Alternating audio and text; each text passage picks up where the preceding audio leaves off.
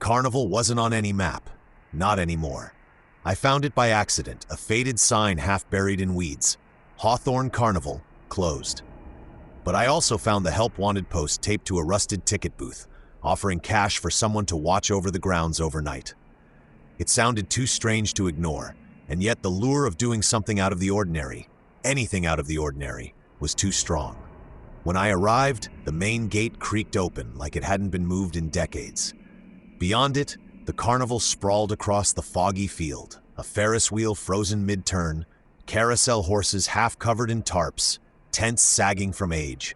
Everything looked as though someone had simply stepped away and never returned. I carried a flashlight and a small satchel. Inside, a notebook, pen, my phone, and a bottle of water. I wasn't expecting anyone else to show up. That's what the post said. You'll be alone. Follow the rules. Don't touch the rides unless instructed. Rules. That should have been my first warning. The ticket booth was small and dusty.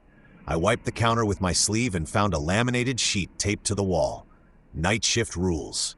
Stay in the main booth unless otherwise instructed. Never approach the carousel after midnight. Do not open the sides of the tents. If you hear music, stop moving. The lights may flicker. Do not follow them. Simple enough, except for the "do not follow the lights" line. That didn't make sense. How could lights be dangerous? But the weird part wasn't the rules. It was how fresh the paper felt, how the ink didn't fade. Almost as if it had been printed yesterday, not 50 years after the carnival closed. I sat behind the booth watching the Ferris wheel. Its metal spokes were rusted, paint flaking off like peeling skin. The seats swayed slightly in the wind, though there wasn't much wind. Every now and then, a faint creak echoed across the empty lot. The sun set faster than I expected. One moment the sky was streaked pink, and the next, darkness swallowed the field. Fog rolled across the grounds, soft and thick, carrying the faint smell of popcorn and something else. Metallic, sharp like blood. And then I heard it, a high-pitched, warped calliope tune, barely audible over the fog. I froze. There shouldn't have been music. Everything else was dead. Yet there it was. Faint, distorted, coming from somewhere near the carousel. I glanced at the rules. Do not approach the carousel after midnight. Midnight hadn't arrived yet, but the fog seemed to thicken around the Ferris wheel, curling along the ground like fingers. The music twisted and wavered. I could have sworn the carousel horses were moving slightly, even under their tarps. I tried to tell myself it was the wind, or my imagination. Or maybe the old speaker system had shorted out and somehow the electricity had reawakened something. Then I heard footsteps, slow, deliberate, crunching the dead leaves on the dirt path leading from the edge of the lot toward me. I squinted into the fog, my flashlight slicing through a few feet, then nothing, I called. My voice sounded small, swallowed by the mist. No answer, just the music growing a little louder. The steps continued, then stopped. Far enough away I couldn't see anyone. Close enough that the crunching had a rhythm. Measured. Precise. I told myself to stay calm. Maybe it was an animal. A raccoon or a stray dog. But animals don't walk in cadence like human footsteps. They don't pause, then restart exactly the same way. I checked my watch, 10 past 10, midnight, still an hour away. The carnival lights flickered suddenly. The Ferris wheel glowed faintly red, then darkened. The tents, strings of bulbs stuttered on and off like they were breathing. My flashlight flickered, and that's when I saw it. Movement at the edge of the fog. A figure, tall and thin, wrapped in a coat too large for it. Hat pulled low, shadowed face. It was standing perfectly still, staring at me. I froze. My voice caught in my throat. My fingers clenched around the flashlight like it was a lifeline.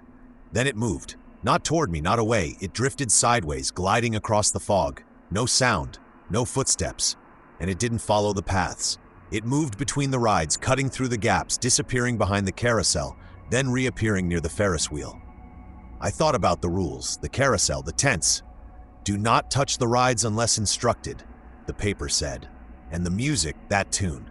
It was coming from somewhere inside the carousel tent now, the distorted calliope swelling.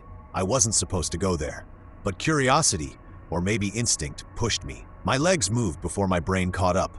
I walked toward the carousel tent, each step crunching on the gravel, every shadow in the fog stretching like long fingers trying to stop me. As I approached, the music stopped abruptly. The silence was worse. It pressed against my ears, making my heartbeat thunder. The carousel tent loomed in front of me. Its fabric sides flapped lightly in the fog, though there was no wind. I reached out to the zipper and paused. And then I heard the whisper, "You shouldn't be here." No one was visible. The fog swallowed everything. My stomach dropped. My hand froze. A flash of movement, just the corner of the tent, and the shadow figure was there. Not walking, not running, hovering, just watching. I stumbled back. My flashlight skittered across the ground, beams slicing across the tent. In that brief moment, I thought I saw dozens of small faces pressed against the fabric, pale, staring, unblinking. The music started again, but wrong this time. The notes were off, distorted like they were recorded in reverse. And the carousel horses, they peeked out from under the tarp, necks stretching unnaturally, eyes black holes reflecting nothing. I ran back to the ticket booth, heart pounding, trying to ignore the whispers, the soft creak of metal, the breathing of the carnival itself. I locked the door behind me, sat down, and tried to breathe normally. My hands shook so badly I dropped the flashlight twice. And then I heard a note scratched onto the booth's counter that hadn't been there before. "Follow the rules. Don't open the tents." My hands froze. I hadn't touched anything. I hadn't moved a step from the booth. And yet the note was there, ink still wet. The fog thickened, pressing against the glass windows of the booth. I felt the weight of eyes on me. Not just the figure, not just the carnival. Something else, older, patient, hungry. I realized then the rules weren't for my safety. They were for theirs, and I had already broken them. The ink on the new note was still wet. I stared at it, chest rising and falling like I'd sprinted a mile, though I hadn't moved. The booth felt smaller now, the air tighter. The fog pressed against the glass like it wanted in, and the faint red glow from the Ferris wheel pulsed through it like a dying heartbeat. My radio, an old walkie that came with the booth, crackled suddenly. I didn't remember turning it on. "Shift. Check in." A voice rasped, breaking through static. I froze. There hadn't been any mention of another guard. The post said I'd be alone. "Hello?" I said into it. "This is the night watch. Who's this?" Static. Then faintly, "Don't leave the booth." The line went dead. I stared at the radio for a long moment, listening to the fog breathing against the windows. Somewhere out there, the Calliope whined again, slower this time, like something trying to remember the melody but forgetting halfway through. Then the booth lights flickered once, twice, and died. I slammed the flashlight on. The beam cut through the dark, shaky and thin. My reflection in the booth window looked pale and foreign. Eyes wide, lips parted like I was watching myself drown. Outside, the red Ferris wheel lights dimmed to a dull, sickly orange, and something moved at its base. At first, I thought it was the same tall figure, but this shape was wrong. Jerky, low to the ground, crawling. It dragged itself across the dirt, pulling something long and limp behind it. I ducked beneath the booth's counter, holding my breath. The glass rattled as something brushed against it, slow and deliberate, the sound of fingernails or claws tracing along the window. My flashlight began to flicker again. When it steadied, the fog outside was clear for a brief second, and I saw the thing up close. It wore a mask, a carnival mask, cracked and chipped, painted in that old-time clown grin that didn't match the eyes staring out from behind it. The eyes were wrong, too dark, too still, and in its hand, it held a string of something that looked like wristbands. Old paper ones, the kind given to paying customers. I blinked, and it was gone. The door rattled once, hard enough to make me jolt. Then again, someone was trying to get in. The rules flashed in my mind. Stay in the main booth, unless otherwise instructed. But what if it got in? Was I supposed to just sit there and die quietly? The door creaked again, a metallic click, the lock shifting. My stomach dropped. I grabbed the walkie. "Hello? Anyone out there? I need help." Someone, static. Then, faintly, too late. The door swung open on its own. Cold fog poured in like a living thing. My flashlight beam trembled across it, nothing visible, only the slow, rhythmic sound of footsteps circling the booth. Not one set, several.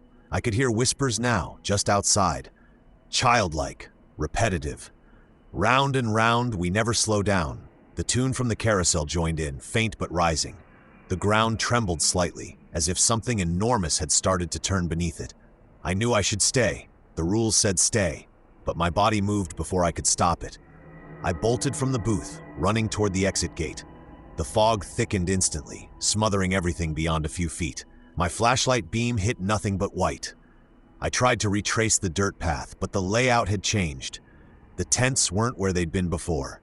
The Ferris wheel looked closer now, looming over me like a rusted moon. I turned, and the carousel tent was right behind me, and it was moving. The tarp walls rippled from inside, something large circling beneath. The music sped up, twisting backwards and forwards at once.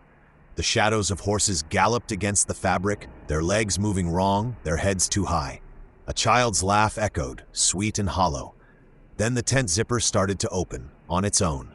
I backed away, my shoes crunching glass or bone or both. The flap peeled open, and I saw inside. The carousel was alive. The horses' eyes gleamed, black and wet. Their mouths opened and closed, not in rhythm with the tune but with something deeper. Breathing. The poles they were mounted on twisted like spinal cords. In the center, where the control console should have been, someone stood facing away. The tall figure in the coat. It slowly turned toward me. I couldn't see its face, only the hollow outline beneath the brim of its hat. And then it spoke. "You broke the rule." The voice wasn't a voice at all, more like the creak of metal and the grind of machinery forced into words. I stumbled backward, fell, and scrambled to my feet. "I didn't mean to," I whispered, my voice shaking. "I didn't." But the carnival didn't care about apologies. The carousel's lights flared, each bulb bursting one by one with sharp pops. A wind tore through the fog, bringing with it the smell of burned sugar and rot. The figure stepped down from the ride, not walking but gliding, coat dragging through the dirt like it was soaked in water. I turned to run, but the paths had shifted again.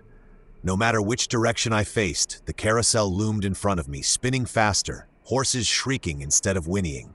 Then, silence. The music cut off mid-note. The fog cleared just enough to reveal the booth ahead. I sprinted toward it, lungs burning, vision tunneling. I dove inside, slammed the door, and fell against the wall. The radio hissed again. "Still there?" "Yeah," I gasped. "Good," the voice said, clearer this time. "You made it through the first hour. Don't look outside again." "Who are you?" I asked. Silence. Then, "You shouldn't have seen the carousel wake. It's not midnight yet." And that's when I realized the clock on my phone wasn't ticking anymore. The hands were frozen at 11:11. The carnival wasn't just haunted, it was stuck. And now, the clock on my phone stayed locked at 11:11. No ticking, no movement. The numbers glowed faintly, a cold blue against my trembling hand. I smacked the side of it once, twice nothing. The carnival outside was quiet now, suffocatingly still. Even the fog seemed to hold its breath. For a moment I thought maybe it was over. Maybe I'd imagined the carousel, the voices, the figure. Maybe my mind had snapped from too much adrenaline. Then the radio crackled again. "Still here, aren't you?" I swallowed hard. "Who is this?" A pause. Then, "You're part of it now." The words were calm, almost sympathetic. That made them worse. I looked around the booth. Everything seemed normal except for one thing, a faint glow coming from beneath the door. It wasn't white light. It was carnival light, the soft, rotating shimmer of reds, blues, and golds that used to shine from the rides. But the power was out. There shouldn't be lights. I inched toward the door. The glow pulsed slowly, like it was waiting for me to open it. I didn't. Instead, I looked out the booth window and my heart turned to stone. The entire carnival was lit up again. The Ferris wheel spun lazily in the fog, each bulb shining like a bloodshot eye. The tents billowed, shadows dancing underneath them, and the carousel, the damned carousel, was moving in perfect circles, though no one was riding it. Except someone was. Shapes, dozens of them, too thin, too stiff. They turned mechanically, heads jerking with each rotation. The horses beneath them twitched as if alive. One of the shapes, a woman in a torn dress, turned her head mid-rotation and looked straight at me. Her face was pale and stretched, lips frozen in a smile that didn't reach her eyes. I stumbled back. My shoulder hit the wall. The radio screeched so loud it felt like it split my skull. Then, beneath the noise, a whisper threaded through. "Stay where you are. If you leave, you join them." I wanted to believe that voice. I really did. But I could hear something else now, a soft ticking, not from my phone, but from outside. It echoed like hundreds of tiny clocks, each slightly offbeat, all ticking towards something. My reflection in the booth window began to distort. My face flickered between mine and someone else's. A carnival barker, maybe. A man in a striped vest, smiling too wide. The image shifted in rhythm with the ticking, as if it were deciding. I couldn't stay there. I needed out. I pushed the door open. Fog and color poured in, wrapping around me like silk ribbons. The air smelled like sugar and rust, and beneath it, something sour, something dead.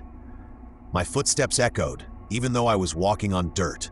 Each step seemed to land a fraction of a second too late, like sound lagging behind reality. I followed the path toward the exit gate, but it wasn't there anymore. In its place was the main tent, the one I'd been told not to open. The fabric pulsed faintly with light from inside, the same colors as the carousel, reds and yellows swirling together in sickly patterns. The ticking grew louder. "Don't open the tents," I whispered, repeating the rule like a prayer. "Don't open the tents." But my hand was already reaching for the flap. The zipper moved before I touched it. Slowly, deliberately. The flap peeled open, and I saw what was inside. It wasn't a tent at all. It was a mirror, a perfect, gleaming wall of glass stretching back into infinity. Reflections upon reflections, all of me, but not quite me. Each version had something off.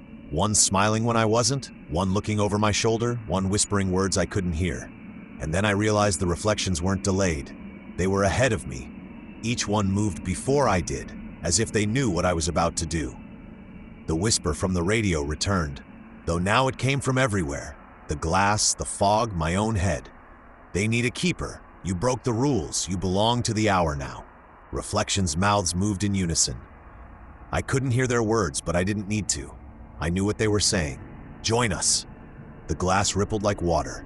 I stumbled back, but a hand shot out, my own hand, from one of the reflections, and grabbed my wrist. Cold, solid, unyielding. I screamed, pulling back with all my strength, but the reflection held tight. Then, one by one, the other hands began to reach through. Dozens of them, each one mine. The fog outside surged inward, wrapping around my legs, pulling me forward. The ticking grew louder, faster, until it wasn't ticking anymore. It was laughter. The laughter of the carnival, of something ancient and starving, echoing through the ground itself. I looked down. The dirt beneath my shoes had turned to sawdust, bright and clean, like the inside of a ring. The smell of popcorn was stronger now. I could hear a crowd cheering faintly in the distance. The mirror hands yanked hard, and I fell through the glass. Cold, silence. Then light, endless rows of bulbs and banners and spinning wheels. The carnival stretched forever, perfectly preserved, humming with impossible energy. I looked down and saw I was standing behind the ticket booth again. But it wasn't mine anymore. Through the window, I could see the booth from the outside, and sitting inside was another me, pale, shaking, clutching a flashlight. Watching the fog, I pounded on the glass, shouting, but no sound came out. The reflection, the new guard, didn't see me. He was reading the laminated sheet on the wall. Night shift rules. He didn't know yet. Not about the music or the carousel or the hour that never ends. He just thought it was a weird job in a forgotten place. And when the fog thickened and the music started again, I saw him glance up, just like I had. The clock on the wall flickered to life behind him. 11:11. Forever.